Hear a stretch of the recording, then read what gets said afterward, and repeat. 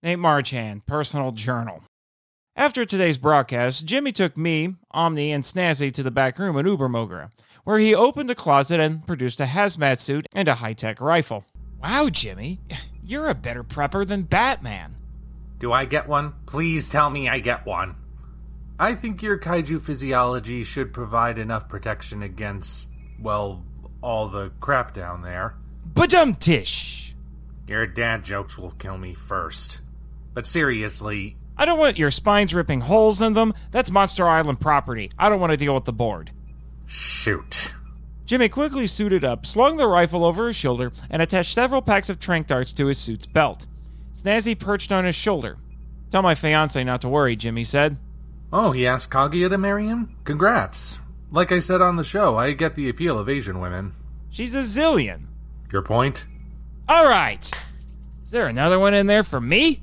Doesn't look like it. Huh? For real? I retract my Batman statement. How am I supposed to help you, Jimmy? Jimmy's reply was muffled by his hazmat suit, but I was able to decipher that he only brought one suit due to storage limits and because I lacked the experience for such a dangerous mission. I tried to argue with him, but he wouldn't hear any of it. He told me to stay on Ubermogra and monitor the situation. Only my briefly clenched fist betrayed my disappointment. Jimmy and Snazzy entered the mecha's elevator, waving as the door closed. Omni and I walked back to the bridge. A moment later, Jimmy and Snazzy exited Ubermogra at ground level. Jimmy activated his suit's body cam, which was inside his helmet. The video feed appeared on the view screen. We'd gotten permission, barely, to land Ubermogra at Yongsan Park, which is in the Yongsan district that is conveniently next to the Han River. Jimmy had to call in a favor with some of his local U.S. military connections to do this, and even then, we were required to be as gentle as possible with the park's geography. I'm not sure how we do that with a giant robot, but permission is permission.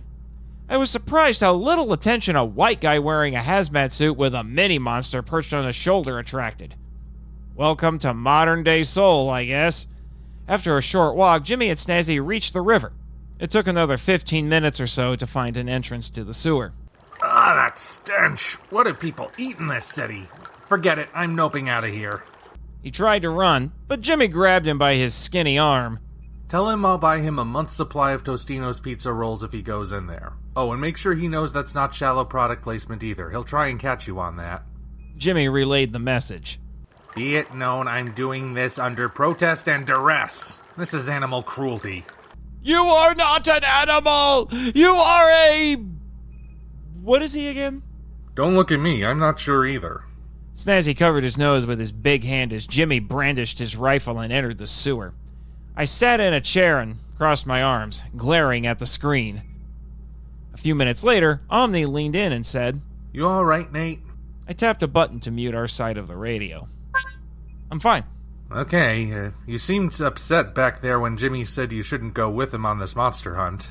Well, yeah. Who wouldn't be disappointed? Snazzy is, and he was drafted for this escapade. Seriously, what's got you so down in the dumps? Seriously, I'm fine. If you say so. I'm here if you change your mind, though. Duly noted. I unmuted the radio. That doesn't sound good. They're telling me. Jimmy's body cam shifted sharply as he surveyed the sewer. The light on his rifle, the barrel of which was visible at the bottom of the frame, barely cutting through the thick darkness.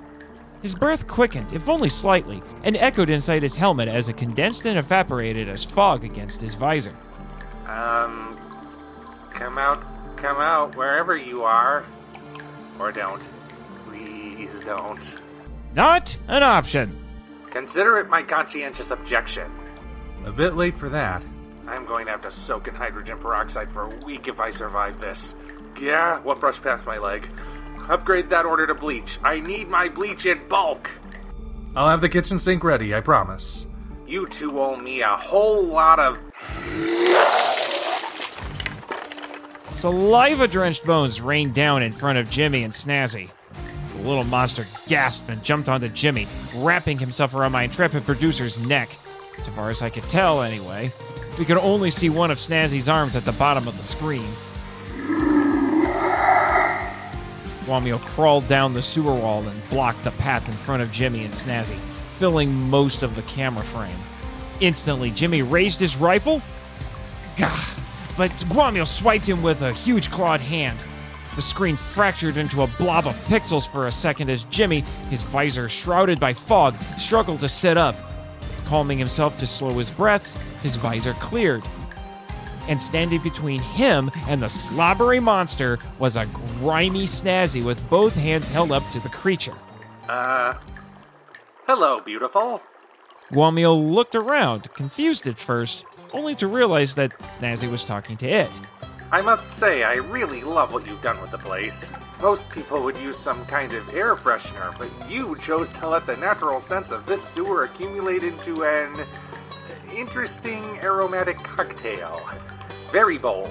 Good deterrent against home invasion. Present company excluded, of course. Is he not taking this seriously? Just watch. He knows what he's doing. I didn't believe him at first, but as I watched the screen, Snazzy began to slowly circle around to the left.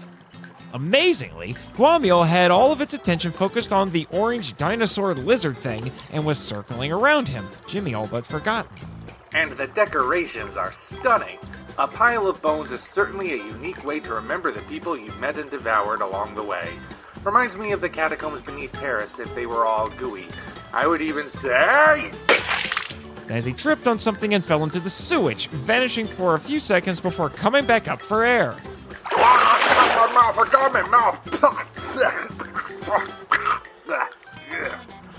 Oh, those two owe me big time.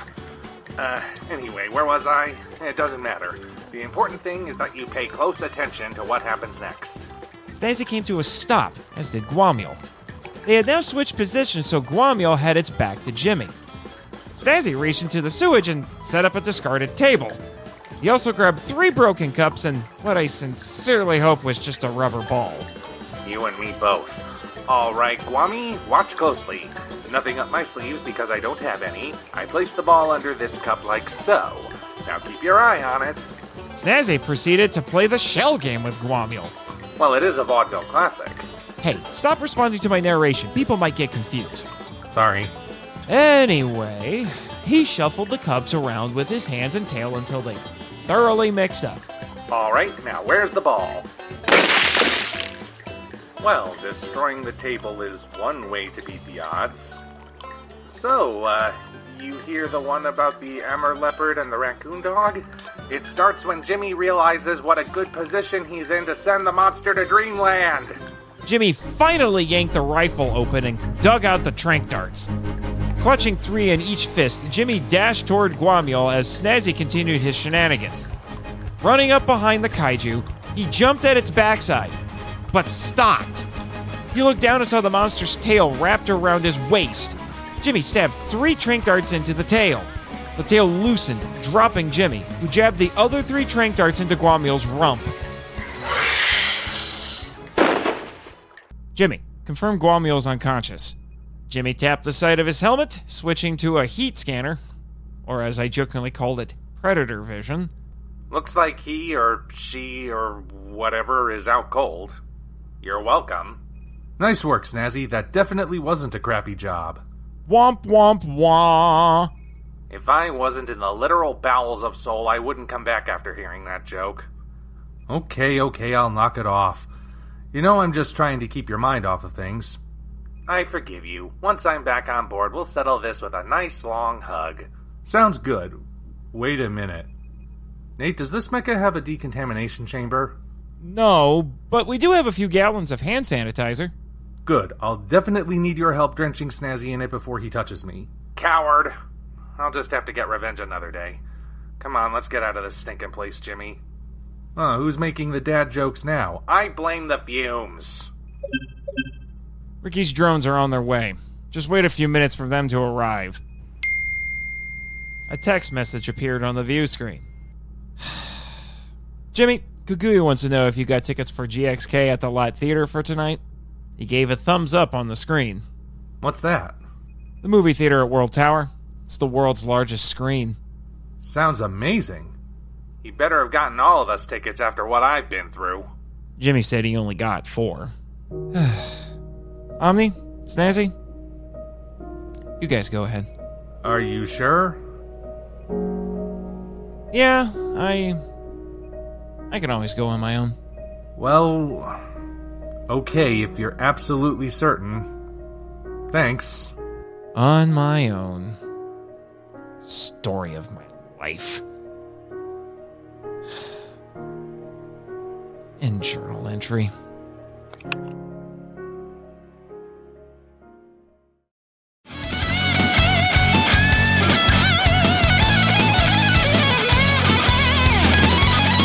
MIFV, Episode 92, Epilogue.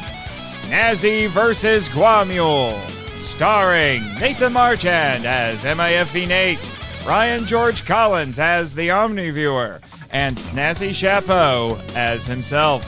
Written by Nathan Marchand and Ryan George Collins. Directed, produced, and edited by Nathan Marchand. Music tracks included Charred and Cauterized by Hemophiliac featuring Seoul the Jackal.